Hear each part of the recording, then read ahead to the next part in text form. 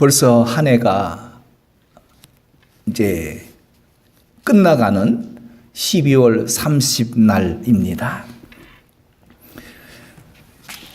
세월이 유수같이 빠르다고 했는데 저는 아직 세월이 유수인지는 아직은 실감이 나지 않습니다. 그러고 보면 저는 아직 소년인가 봅니다. 소년은 세월을 그렇게 빠르게 느끼지 못하겠죠. 여러분은 올해 한 해가 정말로 유수같이 흐르는 것을 보셨습니까? TV를 틀면, 한국 TV를 틀면 맨날 똑같은 뉴스만 나오고, 사람을 만나도 언제나 똑같은 얘기만 합니다. 뭔가 새로운 소식을 듣고 싶은데 새로운 소식은 전혀 들리지 않습니다. 예수를 믿는다는 것이 이렇게 좋고 행복한데, 정말로 행복하고 좋은지가 여러분 얼굴에 잘 드러나 보이지가 않습니다. 예를 들면 이렇습니다. 한 500만 원짜리 5,000불짜리 그 명품 가방을 선물로 받았을 때에 그 빵긋 하시는 그 행복한 얼굴이 있을 텐데,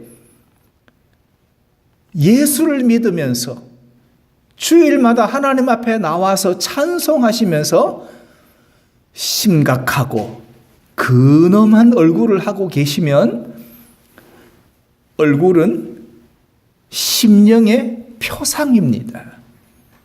심령에 든 것이 얼굴에 드러나게 마련입니다. 올해 한 해 정말 행복하신 한 해가 되었다면 정말로 우리는 하나님께 감사해야 될 일만 남았습니다. 음식을 만드는데 중요한 것은 신선한 재료와 그리고 정성입니다.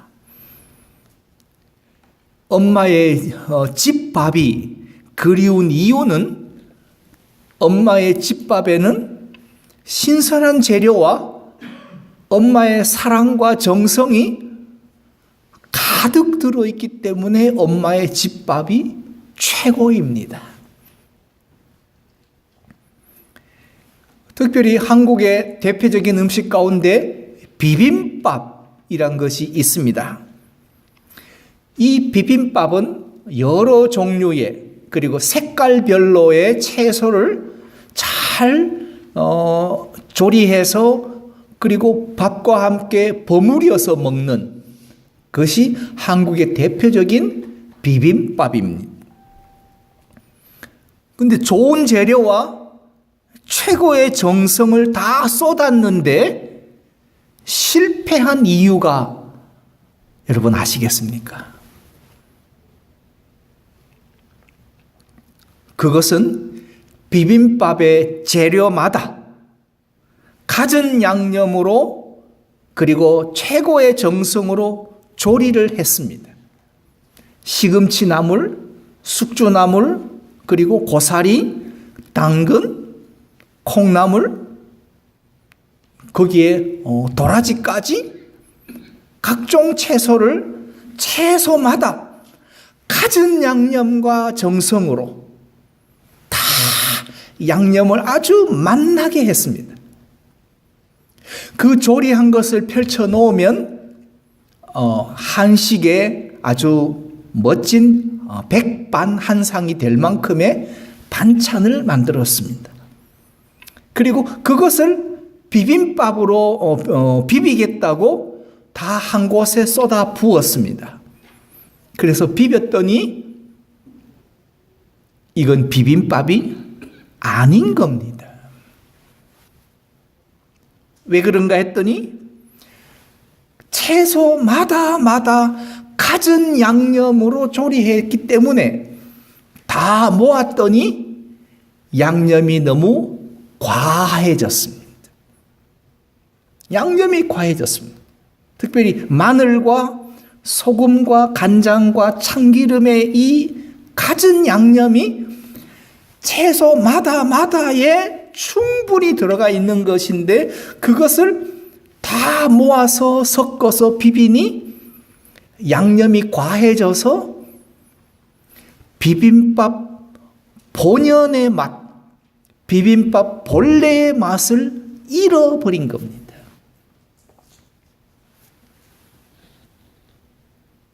비빔밥에는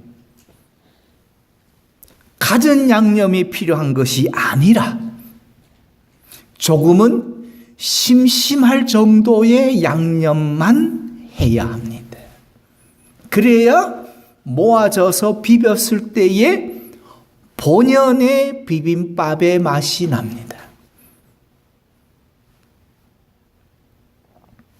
모두 섞었을 때에 전체의 맛, 즉 비빔밥의 본연의 맛이 중요하다. 최고의 정성과 최고의 양념에서 조금은 뺄 줄 아는 지혜가 필요하다. 지혜가 필요하다. 우리는 각자의 인생을 채소마다 갖은 양념을 다하듯이 최고와 정성으로 살아왔습니다. 대학은 좋은 대학을 들어가야 했고, 영어도 잘해야 했고, 직장도 좋은 데를 가야 했고, 남편도 좋은 남편 만나야 했고, 아내도 좋은 사람, 멋진 배경을 만나야 했고, 돈도 많이 벌어야 했고, 집도 좋은 집을 사야 했고, 차도 좋은 차를 타야 하고, 그리고 가방도 좋은 가방을 들어야 하고, 심지어 자식도 저 동부의 아이비리그의 대학을 보내야 하고,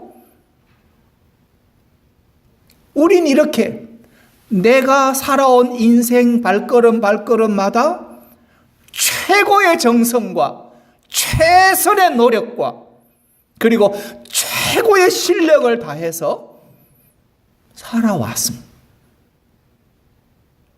개인의 인생의 관점에서 보면 훌륭한 인생이고 잘 살아온 인생입니다. 그러나 예수 그리스도 안에서 거듭난 성도의 관점에서 봤을 때는 조금은 뺄 줄 아는 지혜가 있어야 하는데 우리는 빼는 지혜를 모르고 최고가 되고 최선을 다해야 하는 것에만 우리는 빠져서 인생을 살아온 것이 한국인입니다. 특히 우리는 조국을 떠나 이 미국 땅에 소수 인종으로서 이민자로서 살다 보니 남보다 더 열심히 일하고 밤새도록 일하고 더 아끼고 더 잘 키워서 남보다 훌륭하게 살아야 한다는 그 강박이 우리를 지금 여기까지 인도했습니다. 여자들이 모이면 남편을 비교하고 남자들이 모이면 마누라를 비교하는 세상이 한국 사람들이라면 이제는 좀 부족한 듯 심심하게 조리를 해야 비빔밥 본연의 맛이 나듯이 내 인생에서 이제는 조금씩 뺄 줄 아는 지혜를 발휘해야 하지 않겠는가 하는 것이 올해 마지막 주일을 맞는 저의 심정입니다. 한 해를 우리가 마감하면서 하루하루 매 순간 최선을 다했는가는 매우 중요합니다. 그런데 예수님은 최선을 다했는가로 묻지 아니하시고 그의 열매로 그들을 알리라 라고 마태복음 7장 20절에서 말씀하십니다. 예수님은 열매를 내놓으라고 말씀하시지 최선을 내놓으라고 말씀하지 아니하십니다.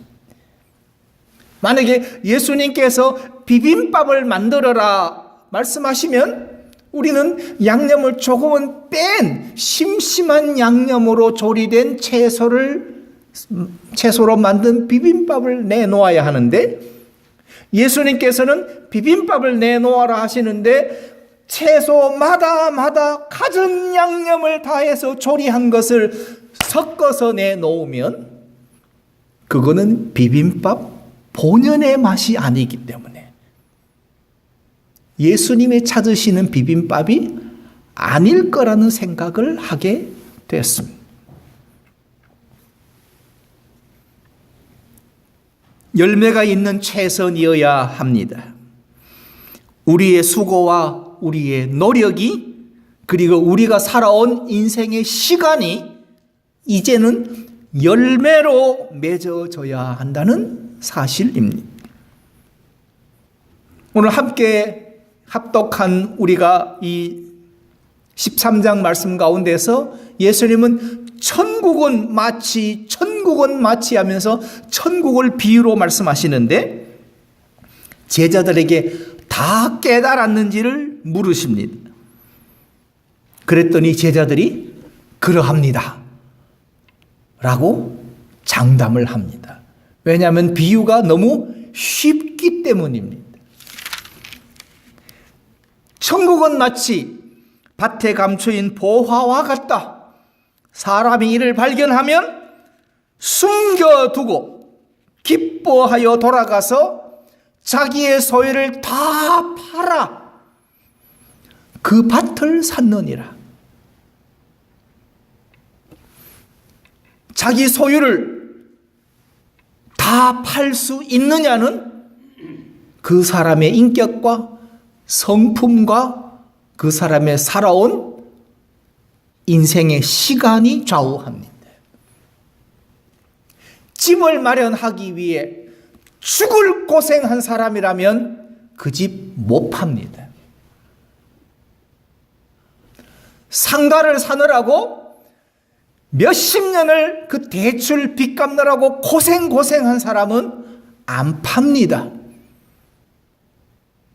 마치 비빔밥에 각종 채소마다 갖은 양념으로 조리했던 것처럼 땅을, 그리고 집에 있는 금은 보화를 하나하나마다 사연이 있고 눈물이 있고 거기에 스토리가 있고, 이거는 누가 준 건데, 이거는 딸이 준 건데, 이건 아들이 준 건데, 이거는 시어머니가 물려준 건데, 스토리를 가지고 있는 금은 보화라면 그건 못 팝니다.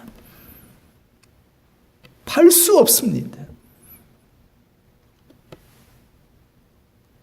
우리가 살아온 인생에서 죽을 고생해서 모은 재산, 고생 끝에 겨우 마련한 집 한 칸이지만 거기서 조금은 뺄 줄 아는 지혜가 있어야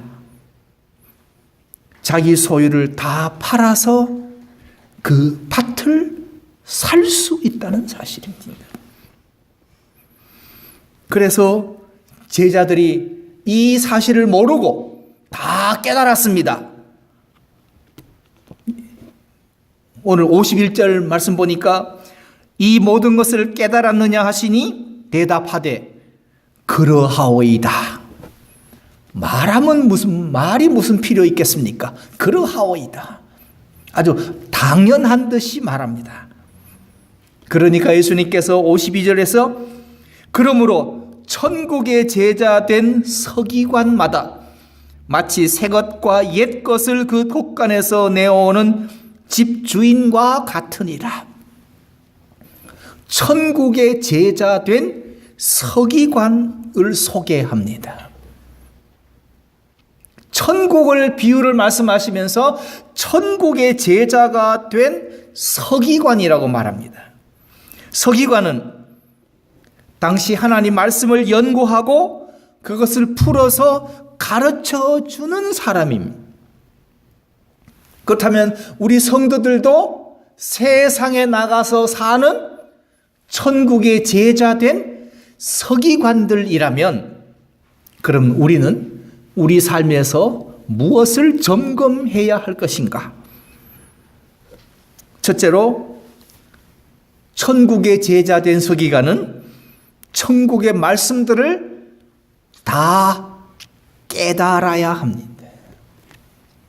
이 말은 들어야 한다는 것과는 다른 차원입니다. 깨달아야 합니다. 여러분, 깨달음이 있으십니까? 깨달음이 있는데도 그렇게 사십니까? 라고 질문하신다면 뭐라고 답변하시겠습니까? 예, 저는 깨달았기에 이렇게 삽니다 라고 자신 있게 말씀하실 분 있으십니까? 저는 그렇게 못합니다. 아직 깨닫지 못했기 때문에 나는 이렇게 삽니다 라고 밖에는 할 수가 없습니다. 먼저 천국의 말씀을 깨달으셔야 합니다. 그래서 예수님은 먼저 제자들에게 천국의 말씀을 다 이해했는지를 물으셨습니다. 천국의 제자된 서기관이 먼저 깨달아야 할 것이 있는데, 그것은 하나님 나라에 대한 이해입니다. 하나님 나라, 여러분 어떻게 이해하십니까? 저 요단강 건너편에 있는 하나님 나라를 생각하십니까? 장차 주님의 재림과 함께 임할 하나님의 나라, 저 천국을 이해하십니까? 아니면 현재 임하신, 현재 우리 가운데 임하신 하나님 나라를 이해하십니까? 하나님 나라는 이미 임했습니다. 그리고 하나님 나라는 아직 완성되지 않았습니다. 이 이미와 아직 아닌 것 사이에 우리가 살아가고 있습니다. 우리들은 하나님 나라를 내 수준에서, 내 관점에서 이해하려는 경향이 있습니다. 왜냐하면 땅에 발을 딛고 살아가는 사람들의 한계이기 때문입니다. 그래서 요단강 건너편에 가야 있는 하나님 나라를 생각합니다. 어떤 사람은 이렇게 말합니다. 평생 이제 죄 짓다가 죽기 전에 회개하면 되지. 틀린 말은 아닙니다. 죽기 전에라도 회개하면 됩니다. 우리 주님은 용서해 주십니다. 진심으로 십자가 앞에서 회개하면 주님은 용서해 주십니다. 그러나 하나님 나라가 이미 임한 세상에 살고 있다면 평생 죄 짓고 산 그 죄값을 계산하셔야 합니다. 그것이 우리가 내 관점, 내 실력, 내 수준에서 하나님 나라를 이해하는 겁니다. 그래서 예수님께서 주시는 말씀에 근거한 하나님의 나라에 대한 이해가 필요합니다. 천국은 마치 밭에 감추인 보화와 같다. 사람의 일을 발견하면 숨겨두고 그리고 기뻐하여 돌아가서 자기 소유를 다 팔아서 그 밭을 사는 것이 하나님 나라다. 그것이 천국이다.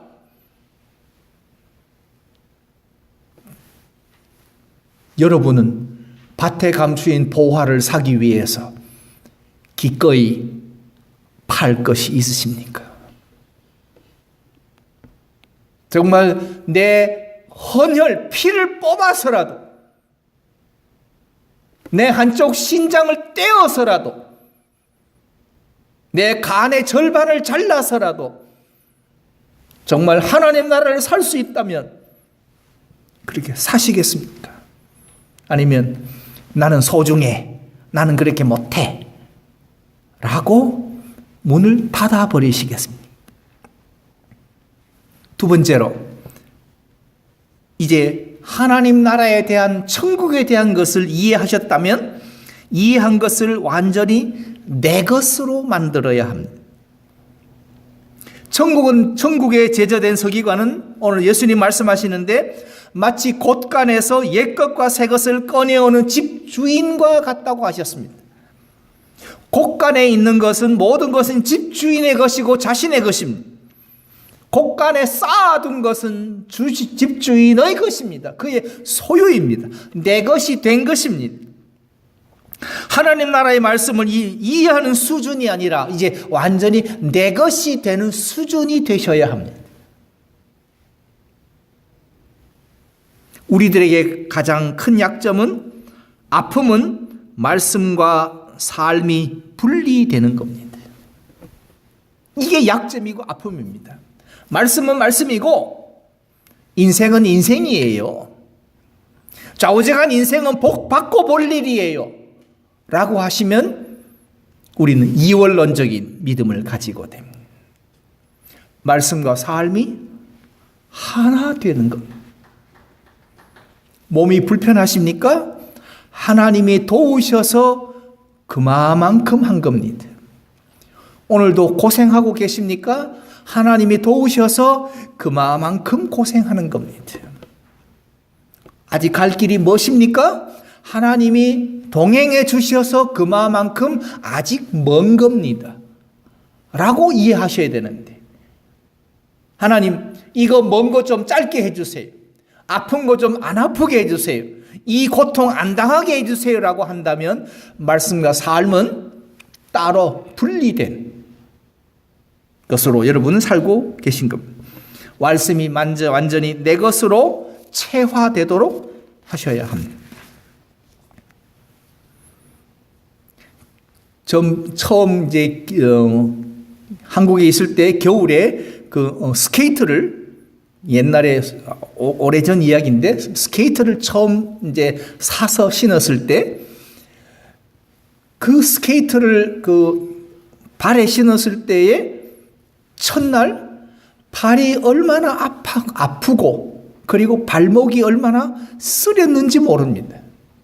왜냐하면 내 몸에 아직 익숙하지 않은 것이라 그리고 그것을 신고 얼음 위에 선다는 것은 처음 해보는 것이라 모든 힘과 긴장이 들어간 상태에서 스케이트를 처음 탔습니다.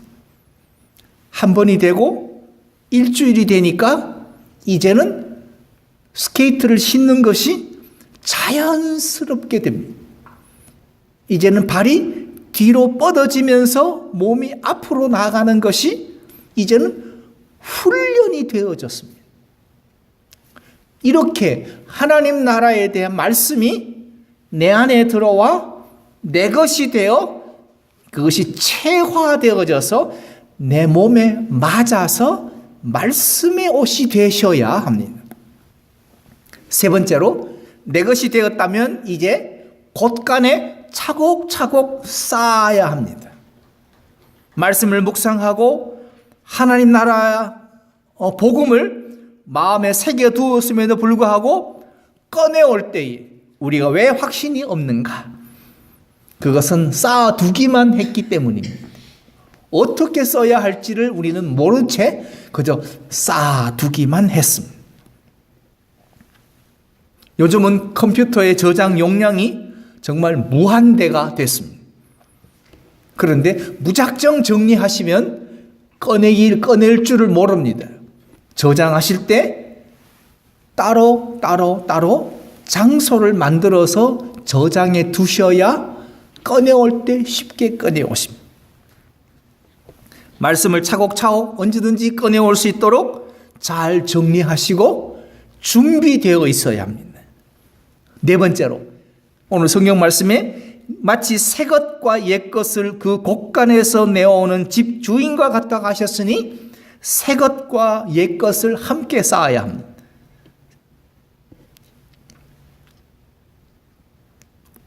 옛 것은 구약의 말씀이고 새 것은 신약의 말씀입니다. 옛 것과 새 것이 동시에 예수 그리스도를 말씀하고 있고 하나님의 섭리를 말씀하고 있고 하나님의 계시의 말씀을 말씀하고 있다면 우리는 함께 쌓여진 말씀에서 예수 그리스도를 전하는 말씀이 되어야 합니다. 오실 예수님에 대한 예언과 그리고 오신 예수님에 대한 계시의 말씀이 성경입니다. 새 것은 이 땅에 오셔서 하나님 나라를 소개하고 직접 들려주신 그리고 예수님과 동행했던 제자들의 말씀인 신약의 말씀입니다. 그러므로 균형 있게 하셔야 합니다. 특별히 구약을 읽으실 때는 언제나 예수로 끝이 나야 합니다. 구약만 달랑 꺼내 놓으면 그것은 미완의 말씀이 됩니다. 마지막 5번째로 쌓아두는 것이 목적이 아니기 때문에 적절한 때에 내어오기 위함이 쌓아두는 목적입니다. 그래서 천국은 마치 새 것과 옛 것을 그 곳간에서 내어오는 집주인이라고 하셨으니 우리가 말씀을 쌓아두는 것이 목적이 아니요. 복받고 은혜 받는 것은 쌓아두기 위함이 아니라 꺼내서 사용하기 위함이라면 시적절한 때에 말씀이 필요한 때에 그리고 복음을 들려줘야 할 때에 그리고 복음을 전해야 할 때에 그 곳간의 말씀을 옛것과 새것의 말씀을 끄집어내 오셔서 사용하셔야 합니다. 우리는 종종 내가 어떤 그리스도인이며 하나님 말씀을 얼마나 잘 이해하고 알고 있는지를 이걸 자랑하고 싶을 때가 있습니다. 이것은 목적과 방향이 잘못된 겁니다. 말씀을 차곡차곡 쌓는 중요한 이유는 내가 얼마나 많이 아느냐를 알기 위한 것이 아니라 복음을 전하려고 내어오기 위함입니다. 즉 예수님의 복음을 전하는 것이 목적이지 내 실력을 전하는 것이 목적이 아닙니다. 말씀을 알지 못하고 말씀 없이 살아가는 사람들에게 하나님 나라를 소개하고 예수님을 전하고 십자가의 구속을 가르쳐서 그들의 영혼이 구원받게 하는 일을 하기 위해서 이것이 천국 백성이 해야 하는 천국 백성의 삶이 이런 거라는 것을 전하기 위한 증거입니다. 올해 한 해 동안 하나님 말씀을 얼마나 많이 쌓아 두셨습니까? 내가 받은 복을 계산해 보셨습니까? 우리 아까 함께 불렀던 찬송 489장은 세상 모든 풍파 너를 흔들어 약한 마음 낙심하게 될 때에 내려주신 주의 복을 세어라 주의 크신 복을 내가 알리라.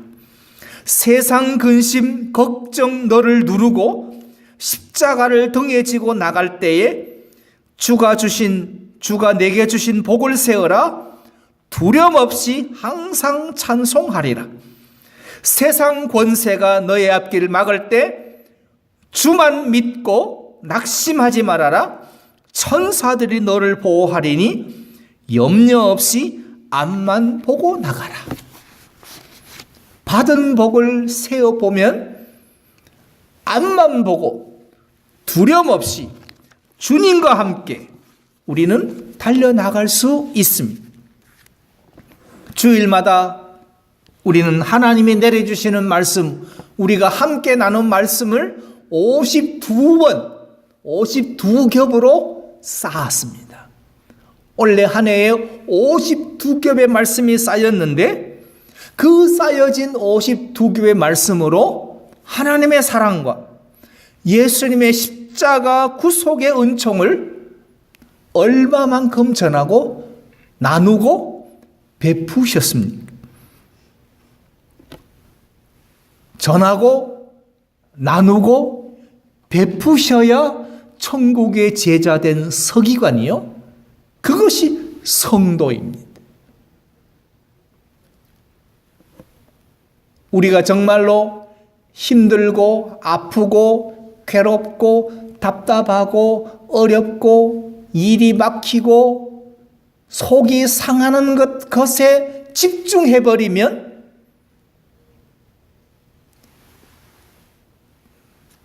예수님의 복음을 전하고 나누고 베푸는 일은 안중에 없게 됩니다.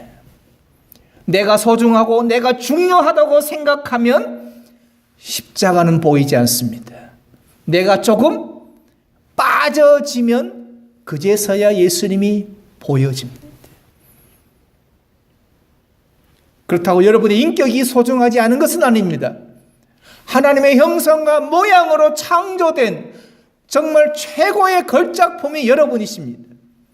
그러나 예수의 복음을 전하려면 내가 나 자신을 조금 빠지게 하시는, 나를 조금 뺄 줄 아는 지혜가 있어야 예수를 드러내는 믿음과 용기가 비로소 드러나지 않겠습니까? 이 질문을 마음에 새기십시다. 실패한 비빔밥의 교훈을 한번 마음에 새겨보십시다. 이제 내 인생에서 내가 닥쳐진 모든 문제들에게 거기에 몰입하거나 거기에 집중하거나 거기에 강박을 가지기보다는 이제 조금은 빠지게 하십시다. 조금 아파도 감사하고, 일이 안 돼도 기쁘고, 속이 상해도 찬송이 되고, 일이 꼬여도 하나님께 감사할 줄 아는,